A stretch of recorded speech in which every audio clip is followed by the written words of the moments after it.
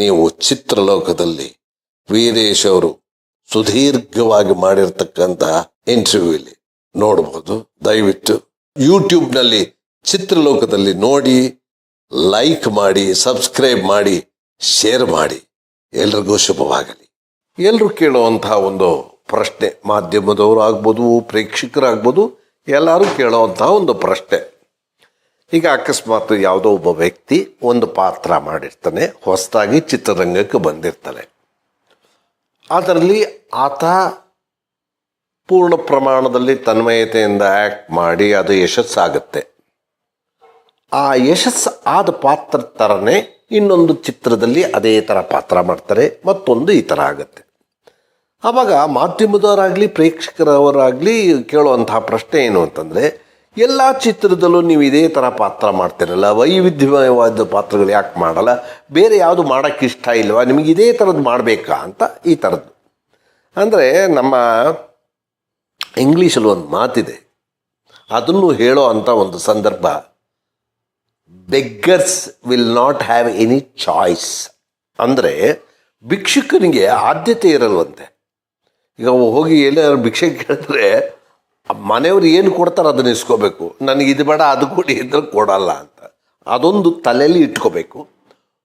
ಯಾವಾಗ ಜನ ಒಂದು ಪಾತ್ರನ ಒಪ್ಕೊಂಡಿರ್ತಾರೆ, ಆವಾಗ ಎಕ್ಸ್ಪರಿಮೆಂಟ್ ಅಂದರೆ ಪ್ರಯೋಗ ಇನ್ನೊಂದು ಪಾತ್ರದಲ್ಲಿ ಮಾಡಬೇಕಾದ್ರೆ ಆ ಕಲಾವಿದ ಆಗಿದ್ದವನು, ಬರೀ ನಟನೆ ಮಾಡೋದಲ್ಲ, ಕಲಾವಿದನಾಗಿದ್ದವನು ಆ ಪಾತ್ರವನ್ನು ಸರಿಯಾಗಿ ಅರ್ಥ ಮಾಡಿಕೊಂಡು ಫುಲ್ ಕೆಪಾಸಿಟಿಲಿ ಮಾಡುವಂಥ ಅರ್ಹತೆ ಇರಬೇಕು.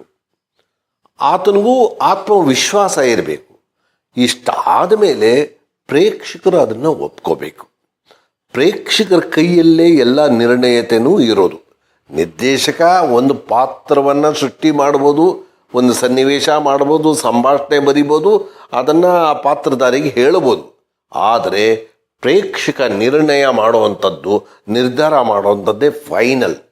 ಅದನ್ನು ಒಪ್ಕೊಂಡ್ರು. ಕೆಲವ್ರಿಗೆ ಆ ಭಾಗ್ಯ ಸಿಕ್ಕತ್ತೆ. ಇದು ಆ್ಯಕ್ಚುಲಾಗಿ ಈಗ ನಾನು ವೈವಿಧ್ಯಮಯವಾದ ಪಾತ್ರಗಳನ್ನ ಮಾಡೋ ಕೆಪಾಸಿಟಿ ಇದೆ ಅಂದ್ಬಿಟ್ಟು ನಾನು ಮಾಡ್ತೀನಿ ಅಂದರೆ ಜನ ಏನು ಒಪ್ತಾರೆ ಅಂತನೂ ಅಲ್ಲ, ಒಪ್ಪಲ್ಲ ಅಂತಲೂ ಹೇಳಲ್ಲ. ಎಲ್ಲೋ ಒಬ್ಬರು ಆ ಬೇರೆ ಭಾಷೆಯವರು, ಈಗ ಕಮಲ್ ಹಾಸನ್ ಅವರು, ಶಿವಾಜಿ ಗಣೇಶನ್ ಅವರು, ಅಥವಾ ನಮ್ಮ ಅಣ್ಣವರು, ಈ ಥರದ್ದವರು, ವಿಷ್ಣುವರ್ಧನ್ ಅಂತವರು, ಇಂಥವರು ಒಂದು ಡಿಫ್ರೆಂಟ್ ರೋಲ್ ಮಾಡಿ ತಂದೆ ಪಾತ್ರ ಮಾಡಿರ್ಬೋದು, ಮಗನ ಪಾತ್ರ ಮಾಡ್ಬೋದು, ಚಿಕ್ಕ ಕಾಲೇಜ್ ಹುಡುಗನ ಹೋಗೋ ಪಾತ್ರಗಳು ಮಾಡ್ಬೋದು. ಬಟ್ ಎಲ್ಲರೂ ಅದು ಮಾಡೋದಕ್ಕೆ ಸಾಧ್ಯ ಇಲ್ಲ. ಇದನ್ನು ಹೇಳಿಬಿಟ್ಟು ಅಶ್ವಥ್ ಅವರು ಹೀರೋ ಆಗಿ ಚಿತ್ರರಂಗಕ್ಕೆ ಬಂದು 4-5 ಚಿತ್ರದಲ್ಲಿ ಹೀರೋ ಆಗೇ ಮಾಡಿದರು. ಆಗ ಅಣ್ಣವರು ಎಂಟ್ರಿ, ಅಶ್ವಥ್ ಅವ್ರದ್ದು ಎಂಟ್ರಿ ಹೆಚ್ಚು ಕಮ್ಮಿ 1 ತಿಂಗಳು ಡಿಫರೆನ್ಸ್ ಅಷ್ಟೇ. 53-54 ಬಂದವರು ಇಬ್ಬರೂ. ಸೊ ಈ ಚಿತ್ರಗಳೆಲ್ಲ ಮಾಡಿದ್ರೂ ಕೂಡ ಅವತ್ತಿನ ಕಾಲಕ್ಕೆ ಕನ್ನಡ ಚಿತ್ರರಂಗ ಬಹಳ ಕಷ್ಟದಲ್ಲಿತ್ತು. ಚಿತ್ರ ನಿರ್ಮಾಣ ಆಗ್ತಿದ್ದಿದ್ದು ಕಡಿಮೆ, ಇದೆಲ್ಲ ಈ ಥರ ಒಂದು ಸಂದರ್ಭ ಇದ್ದು ಸಂಕಷ್ಟಕ್ಕೆ ಜೀವನ ನಡೆಸೋದಕ್ಕೂ ಕಷ್ಟ ಇದ್ದಂತಹ ಒಂದು ಪರಿಸ್ಥಿತಿಯಲ್ಲಿ ಅಶ್ವಥ್ ಅವರು ತಿರುಪತಿಗೆ ಹೋದಾಗ ಒಂದು ಅವರಿಗೆ ಆಫರ್ ಬರುತ್ತೆ, ಅಂದರೆ ಕಾಲ್ ಬರುತ್ತೆ, ಈ ಥರ ಗಾಳಿಗೋಪುರ ಅನ್ನೋ ಒಂದು ಚಿತ್ರದಲ್ಲಿ ರಾಜ ಅವರ ತಂದೆ ಪಾತ್ರ ಮಾಡಬೇಕು ಅಂತ. ಆವಾಗ ತಂದೆಯವ್ರಿಗೆ ಅಂದರೆ ಅಶ್ವಥ್ ಅವ್ರಿಗೆ ಯೋಚನೆ ಆಗುತ್ತೆ, ಇದೇನಪ್ಪ ಅಣ್ಣವ್ರಿಗೆ ತಂದೆ ಪಾತ್ರ ಮಾಡೋದು ಹೇಗೆ ಅಂತ. ಅವ್ರಿಗೆ ಸಪೋರ್ಟಿಂಗ್ ಕ್ಯಾರೆಕ್ಟರ್ ರೋಲ್ ಸಿಕ್ಕುತ್ತೆ ಅನ್ನೋದೊಂದು ಯೋಚನೆ ಅಲ್ಲ, ಅಥವಾ ವಯಸ್ಸಾದವನು ಪಾತ್ರ ಮಾಡ್ತಿದ್ದೀನಿ ಅನ್ನೋ ಯೋಚನೆ ಇಲ್ಲ. ಅಣ್ಣವ್ರನ್ನ ತಂದೆಯಾಗಿ ಮಾಡಬೇಕು ಅಂತಂದರೆ ಅವ್ರ ಜೊತೆಲೇ ಮಾಡಬೇಕು ಅಂತಂದರೆ ಕಷ್ಟ ಆಗುತ್ತೆ. ಅವ್ರಿಗೆಲ್ಲ ರಂಗಭೂಮಿ ಅವ್ರದ್ದು ಬ್ಯಾಕ್ಗ್ರೌಂಡು ಬಹಳ ಚೆನ್ನಾಗಿದ್ದಿದ್ದು ಅಣ್ಣವ್ರಿಗೆ. ನನ್ನ ತಂದೆಗೆ ಆಲ್ ಇಂಡಿಯಾ ರೇಡಿಯೋ ರಂಗಭೂಮಿ ಇತ್ತು, ಬಟ್ ಅವರು ಹೇಳಬೇಕು ಅಂದರೆ ಅಣ್ಣವರು ಸ್ಟೇಜ್ ಮೇಗೋಸ್ಕರನೇ ಹುಟ್ಟಿದ್ರು ಅನ್ನೋ ಥರ ಇತ್ತು. ನನ್ನ ತಂದೆ ಗೌರ್ಮೆಂಟ್ ಆಫೀಷಿಯಲ್ ಆಗಿದ್ದವರು ಬಂದು ಆಮೇಲೆ ಅದನ್ನು ಅಡ್ಯಾಪ್ಟ್ ಮಾಡಿಕೊಂಡ್ರು, ಅದನ್ನು ಹೊಂದಿಸ್ಕೊಂಡು ನಾವು ಬದುಕಕ್ಕೆ ಶುರು ಮಾಡಿದ್ರು. ಹೀಗಾಗಿ ಅವ್ರಿಗೇನೋ ಅಳುಕಿತ್ತು. ಅಳುಕಿದ್ದಾಗ ರಾಜ್ ಜೊತೆಲಿ ತಂದೆ ಪಾತ್ರಕ್ಕೆ ಇಂಥವರೇ ಮಾಡಬಲ್ಲರು ಅಂತ ಫಸ್ಟ್ ಗುರುತಿಸಿದ್ದು ಬೇರೆ ಯಾರೂ ಇಲ್ಲ, ಚಿತ್ರಬ್ರಹ್ಮ ಪುಟ್ಟಣ್ಣ ಕಣಗಾಲ್ ಅವರು. ಅವರು ಪಂತುಲು ಅವರ ಅಸೋಸಿಯೇಟ್ ಆಗಿರ್ತಾರೆ. ಅವರು ಅಶ್ವಥ್ ಅವ್ರು ಮಾಡಿದ್ರೆ ಚೆನ್ನಾಗಿರುತ್ತೆ ಅಂತ ಹೇಳಿ ಗಾಳಿಗೊಬ್ಬರ ಯಾರಿಗೆ ಯಾರುಂಟು ಇರುವಿನ ಸಂಸಾರ, ಆ ಹಾಡು ಅದೇ ಚಿತ್ರದ್ದು.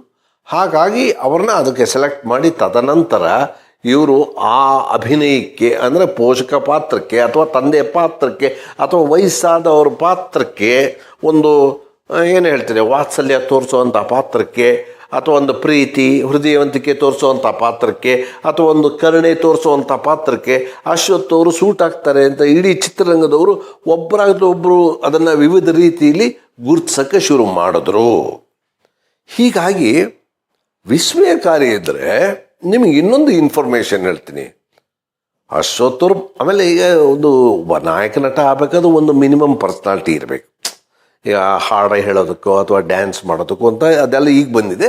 ಆದರೂ ಕೂಡ ಅವಾಗ ಒಂದು ಮಿನಿಮಮ್ ಪರ್ಸ್ನಾಲಿಟಿ ಇರಬೇಕು. ಆ ಪರ್ಸ್ನಾಲಿಟಿ ಸೂಕ್ತವಾದ ಪರ್ಸ್ನಾಲಿಟಿ ಫಿಸಿಕ್ಕು ನನ್ನ ತಂದೆಗೆ ಅಷ್ಟಾಗಿ ಇರಲಿಲ್ಲ ಅನ್ನೋದು ಒಂದು ಮೈನಸ್ ಪಾಯಿಂಟ್ ಏನೋ ಅಂತ ಅವ್ರು ತಿಳ್ಕೊಂಡಿದ್ರು. ಬಟ್ ನಂಗೆ ತಿಳ್ಮಟ್ಟಿಗೆ ಆ ಥರ ಹೊಟ್ಟೆಗಿಟ್ಟೆ ಎಲ್ಲ ಆಗಿನ ಕಾಲದಲ್ಲಿ ಇರಲಿಲ್ಲ. ಆಗಲೇ ಅವರು ಪೋಷಕ ನಟರಾಗಿದ್ದರು. ಹಾಗಾಗಿ ಇವರು ಆ ವಾತ್ಸಲ್ಯ, ನಾ ಏನೇನು ಹೇಳ್ದೆ, ವಾತ್ಸಲ್ಯ ಕರುಣಾಮಯಿ ಹೃದಯವಂತಿಕೆ ತೋರಿಸೋವಂಥದ್ದು, ಭಾವನೆ ತೋರಿಸೋದು, ಹೆಣ್ಮಕ್ಳಾಗಿರ್ಬೋದು ಅಥವಾ ಗಂಡು ಮಕ್ಕಳಾಗಿರ್ಬೋದು, ಒಂದು ಪ್ರೀತಿಯಿಂದ ಮಾತಾಡೋವಂಥದ್ದು ಅಥವಾ ಗದರಿಸುವಂಥದ್ದು, ಮನೇಲಿ ಶಿಸ್ತಿಂದ ಇರ್ತಕ್ಕಂಥದ್ದು, ಈ ಥರದ್ದು ಯಾವುದೇ ಒಂದು ಸನ್ನಿವೇಶ ಬಂದರೂ ಬಹುಶಃ ಅದನ್ನು ಅರ್ತು ಮಾಡ್ತಿದ್ದ ಒಂದು ಕೆಪಾಸಿಟಿ ಅಶ್ವಥ್ ಅವ್ರಿಗೆ ಇತ್ತು ಅನ್ನೋದು ಆಗಿನ ಚಿತ್ರರಂಗದ ಎಲ್ಲ ನಿರ್ದೇಶಕರು ಅಥವಾ ಬರಹಗಾರರು ನಿರ್ಮಾಪಕರ ಒಂದು ನಿರ್ಣಯ ಮಾಡಿ ಅದನ್ನು ಅಶ್ವಥ್ ಅವ್ರನ್ನ ಅದೇ ಇದಕ್ಕೆ ಪಾತ್ರಗಳಿಗೆ ಆಯ್ಕೆ ಮಾಡ್ಕೊಬಂದರು. ಅದನ್ನು ಪ್ರೇಕ್ಷಕರು ಒಪ್ಪಿದ್ರು. ಪ್ರೇಕ್ಷಕರು ಒಪ್ಪಿದ ಮೇಲೆ ಅದಕ್ಕೆ ಸುಪ್ರೀಂ ಕೋರ್ಟ್ ಆರ್ಡರ್ ಆದಂಗೆ ಬೇರೆಯವ್ರು ಯಾರು ಏನು ಮಾತಾಡೋಕ್ಕಾಗಲ್ಲ. ಹಾಗಾಗಿ ಅವರು ಹಂತವಾಗಿ ಯಾವುದೇ ಎಷ್ಟೇ ಬೆಳೆದರೂ ಕೂಡ ಆಗಿನ ಕಾಲದಲ್ಲಿ ಯಾವ ಪೋಷಕ ನಟಕಂಗೂ ಅಷ್ಟು ಹಾಡುಗಳು ಲಭ್ಯ ಆಗಿರಲಿಲ್ಲ. ಅಂದರೆ ಹಾಡೋದಕ್ಕೆ ಲಿಪ್ ಕೊಡೋದಕ್ಕೆ, ಅಂದರೆ ಬ್ಯಾಕ್ಗ್ರೌಂಡ್ ಮ್ಯೂಸಿಕ್ ಇದೆ, ನೀನೆಲ್ಲಿ ನಡುವೆ ದೂರ ಅದು BGM, ಅದು ಹಿಂದೆ ಹೇಳೋವಂಥದ್ದು, ಇವರು ಲಿಪ್ ಇರಲ್ಲ. ಅದಲ್ಲದೆ ಪೋಷಕ ಪಾತ್ರದವರು ಹಾಡುವಂಥದ್ದು, ಅಂದರೆ ಸಿನಿಮಾದಲ್ಲಿ ಚಿತ್ರೀಕರಣದಲ್ಲಿ ಹಾಡುವಂಥದ್ದು, ಆ ಪಾತ್ರಗಳೆಲ್ಲ ಅಶ್ವಥ್ರಿಗೆ ಲಭ್ಯ ಆಗಿತ್ತು. ಸುಮಾರು ಒಂದು 25-30 ಹಾಡುಗಳು ನನ್ನ ತಂದೆಗೆ ಲಭ್ಯ ಆಗಿದೆ. ಹಾಗಾಗಿ ಆ ಪೋಷಕ ಪಾತ್ರನ ಅಷ್ಟು ಚೆನ್ನಾಗಿ ಅದನ್ನು ಪೋಷಿಸ್ತಿದ್ರು ಅಥವಾ ಅದನ್ನು ಸೃಷ್ಟಿಸ್ತಿದ್ರು ಅಥವಾ ಅಶ್ವಥ್ ಅವ್ರ ಕೈಲಿ ಕೆಲಸ ಮಾಡಿಸ್ತಿದ್ರು, ಏನು ಬೇಕಾದ್ರೆ ಆಗ್ಬೋದು. ಹೀಗಾಗಿ ಅವ್ರಿಗೆ ಅದಕ್ಕೆ ಸೂಟ್ ಆದರು. ಅಂದರೆ ಅಂದ್ಕೊಳ್ಳೋಣ, ಈಗ ಉಪ್ಪು ಹುಳಿ ಖಾರ ಇದೆಲ್ಲ ಇರಬೇಕು ಅಂತ ನಾವು ಅಡುಗೆಯಲ್ಲಿ ಹೇಗೆ ಹೇಳ್ತೀವಿ, ಹಾಗೆ ಚಿತ್ರರಂಗದ ಒಂದು 4 ಇಂಪಾರ್ಟೆಂಟು ಕಂಬಗಳು ಅವಾಗ ಬಾಲಕೃಷ್ಣ, ನರಸಿಂಹರಾಜು, ಅಣ್ಣವರು ಮತ್ತು ನನ್ನ ತಂದೆಯವರು ಅಂತ ಹೇಳ್ಬೋದು. ಆ ಥರಾಗಿ ಸ್ಥಿರವಾಗಿ ಪೋಷಕ ಪಾತ್ರಕ್ಕೆ, ತಂದೆ ಪಾತ್ರಕ್ಕೆ ಅವರು ಕಾಯಮ್ಮಾಗಿ ಉಳ್ಕೊಂಡ್ರು. ಅದು ಅಲ್ಲದೆ ವಿಸ್ಮಯ ಏನು ಅಂದರೆ ಅಣ್ಣವರು ನನ್ನ ತಂದೆಗಿಂತ ಒಂದು 5 ವರ್ಷ ಚಿಕ್ಕವರು. ನನ್ನ ತಂದೆನೇ ದೊಡ್ಡವರು. ಅವ್ರಿಗೂ ತಂದೆ ಪಾತ್ರ ಮಾಡಿದ್ದಾರೆ. ಅವರ ಜ್ಯೇಷ್ಠ ಪುತ್ರ ಶಿವಣ್ಣನಿಗೂ ತಂದೆ ಪಾತ್ರ ಮಾಡಿದ್ದಾರೆ. ಅವರ ದ್ವಿತೀಯ ಪುತ್ರ ರಾಘಣ್ಣನಿಗೂ ತಂದೆ ಪಾತ್ರ ಮಾಡಿದ್ದಾರೆ. ಹಾಗೆ ಅಪ್ಪು ಕಡೆಯ ಮಗ, ಅವ್ರಿಗೂ ತಂದೆ ಪಾತ್ರ ಮಾಡಿದ್ದಾರೆ. ಈ ಥರ ಅವಕಾಶ, ಒಂದು ಪೋಷಕ ಪಾತ್ರದ ಒಂದು ವೈವಿಧ್ಯತೆ ಅಂತ ನಾವೇನು ಹೇಳ್ತೀವಿ, ಆ ಒಂದು ಅವಕಾಶಗಳು ಮಿಕ್ಕಿ ಯಾವ ಪೋಷಕ ನಟರು ಕನ್ನಡದಲ್ಲಿ ಸಿಕ್ಕಲಿಲ್ಲ. ಪ್ರಾಯಶಃ ಆ ಒಂದು ದೃಷ್ಟಿಲಿ ಹೇಳೋದಾಗಿದ್ರೆ ನನ್ನ ತಂದೆ ಬಹಳ ಅದೃಷ್ಟ ಮಾಡಿದರು. ನನ್ನ ತಂದೆಗೆ ಆ ಥರದ್ದು ಇಲ್ಲ. ಅವಾಗ ಹೇಳೋದಲ್ಲ, ಜೀವನ ಬದುಕೋಕ್ಕೋಸ್ಕರ ಅವರು ಈ ಚಿತ್ರರಂಗಕ್ಕೆ ಬಂದರು, ನಟನೆ ಇದು ಮಾಡಿಕೊಂಡ್ರು. ಈ ಪ್ರಚಾರಕ್ಕಾಗಲಿ, ತನ್ನ ಗುರುತಿಸ್ಬೇಕು ಅನ್ನೋದಕ್ಕಾಗಲಿ ಅಥವಾ ಹಣ ಮಾಡೋಕ್ಕಾಗಲಿ ಆ ಥರ ಏನಿಲ್ಲ. ಬದುಕೋಕ್ಕೆ ಹಣ ಬೇಕು, ಅದಕ್ಕೆ ಮಾಡ್ತಿದ್ರು. ಅವರು ಒಂದು ಸೀನ್ ಇದ್ರೂ ಮಾಡ್ತಿದ್ರು. ಈಗ ಶುಭಮಂಗಳದಲ್ಲಿ ಒಂದು ಸೀನ್ ಇದೆ, ಅದನ್ನು ಮಾಡಿದ್ದಾರೆ. ಹಾಗೆ ಯಾವುದೋ ಇನ್ನೊಂದು ಚಿತ್ರದಲ್ಲಿ ಡೈಲಾಗೇ ಇಲ್ಲ, ಆ ಥರದ್ದು ಮಾಡಿದ್ದಾರೆ. ಇನ್ನೊಂದು ಯಾವುದೋ ಈಗ ಚಾಮಯ್ಯ ಮೇಷ್ಟ್ರ ಪಾತ್ರ, ಅದರಲ್ಲಿ ಪೂರ್ತಿ ಇಡೀ ಪಿಕ್ಚರಲ್ಲಿದೆ, ಅವು ಮಾಡಿದ್ದಾರೆ. ಪೋಷಕ ಪಾತ್ರದಲ್ಲಿ ವೈವಿಧ್ಯಮಯವಾದಂತಹ ಒಂದು ಪಾತ್ರಗಳನ್ನ ಮಾಡಬೇಕು. ಅಂದರೆ ಇನ್ಕ್ಲೂಡಿಂಗ್ ನಾ ಹೇಳ್ತಾ ಇರೋದು ಮೇಕಪ್ಪು, ಗೆಟಪ್ಪು ಆ ಥರದ್ದು ಕೂಡ ಇರಬೇಕು. ಪೌರಾಣಿಕ ಆಗಿರ್ಬೋದು, ಐತಿಹಾಸಿಕ ಆಗಿರ್ಬೋದು, ಸಾಮಾಜಿಕ ಆಗಿರ್ಬೋದು. ಅದು ಇನ್ನೂ ಸ್ಟಾರ್ಟಿಂಗಲ್ಲೇ 1-2 ನೆಗೆಟಿವ್ ಪಾತ್ರನೂ, ಅಂದರೆ ವಿಲನ್ ಪಾತ್ರನೂ ಮಾಡಿದ್ದಾರೆ. ಕುಲವಧು ಅಂತಲೇ ಯಾವುದೋ ಒಂದು ಪಿಕ್ಚರ್ ಬಂದಿತ್ತು, ಆಮೇಲೆ ಇನ್ನೊಂದು ಯಾವುದೋ ಒಂದು ಪಿಕ್ಚರು, 2 ಪಿಕ್ಚರು. ಆಮೇಲೆ ಲಾಸ್ಟಲ್ಲಿ ಪರಾಜಿತನ ಸಿದ್ಲಿಂಗ ಅವರು ಡೈರೆಕ್ಟ್ ಮಾಡಿದ್ದು, ನಮ್ಮ ವಿಜಯಕಾಶಿ ಚರಣ್ ರಾಜ್ ಅವ್ರದ್ದು ಅದು ಫಸ್ಟ್ ಪಿಕ್ಚರು. ಆ ಪಿಕ್ಚರ್ಲು ಮಾಡಿದ್ದಾರೆ. ಆಮೇಲೆ ಸ್ವಲ್ಪ ನೆಗೆಟಿವ್ ಟಿಂಜ್ ಇರೋವಂಥದ್ದು, ಅದು ಬಡವರು ಬಂದಲ್ಲೂ ಒಂದು ಸ್ವಲ್ಪ ನೆಗೆಟಿವ್ ಟಿಂಜ್ ಬರುತ್ತೆ. ಆಮೇಲೆ 2 ರೇಖೆಗಳು ಸ್ವಲ್ಪ ನೆಗೆಟಿವ್ ಟಿಂಜ್ ಬರುತ್ತೆ. ಅದು ಕೊನೆಯಲ್ಲಿ ಅದು ಅದೇನೋ ಚೇಂಜ್ ಆಗುತ್ತೆ, ಅದು ಒಳ್ಳೆಯ ರೀತಿ ಅಂತ. ಆವಾಗ ಅದು ವಿಲನ್ ಅಲ್ಲ ಅಂತ ಜನಗಳು ಅನ್ಕೋತಾರೆ. ಇರಲಿ, ಅವರವ್ರಿಗೆ ಸೇರಿದ್ದು. ಹಾಗಾಗಿ ಆ ಥರ ಒಂದು ಡಿಫ್ರೆಂಟ್ ಕ್ಯಾರೆಕ್ಟರ್ಸ್ ಸಿಕ್ಕಿದಾಗ ಡಿಫ್ರೆಂಟ್ ರೋಲ್ ಮಾಡೋದಕ್ಕೆ ಒಂಥರ ಚಾಲೆಂಜಿಂಗ್ ಆಗಿರುತ್ತೆ ಅನ್ನೋದು ಒಬ್ಬ ಕಲಾವಿದನಲ್ಲಿ ಒಳಗಡೆ ಇರ್ತಕ್ಕಂಥದ್ದು ತಾನು ಹೊರಗಡೆ ತೋರಿಸ್ಬೇಕು ಅನ್ನೋದು ಎಲ್ರಿಗೂ ಆಸೆ ಇರುತ್ತೆ. ಹಾಗಾಗಿ ಮಾಡಿದ್ದಾರೆ. ಬಟ್ ನಂಗೆ ತಿಳಿದ ಮಟ್ಟಿಗೆ ಏನಪ್ಪ ಇದರಲ್ಲಿ ಏನು ಪಿಕ್ಚರ್ ಅಂದರೆ ನಾನು ಹೇಳೋದು, ಪಾತ್ರದಲ್ಲಿ ಆ ಸನ್ನಿವೇಶದಲ್ಲಿ ಸತ್ವ ಇಲ್ಲ ಅಂದರೆ ಅನ್ನೋರು ವಿನಃ ಯಾವುದನ್ನು ತಾತ್ಸಾರದಿಂದ ಕಾಣಲಿಲ್ಲ. ಈ ಪಾತ್ರ ಚಿಕ್ಕದಾಯಿತು, ನನಗೆ ಜಾಸ್ತಿ ಕೊಡಲಿಲ್ಲ, ಬೇರೆಯವ್ರಿಗೆ ಕೊಟ್ಟರು ಅನ್ನೋದು ಆ ಥರದ್ದು ಏನೂ ಇರಲಿಲ್ಲ.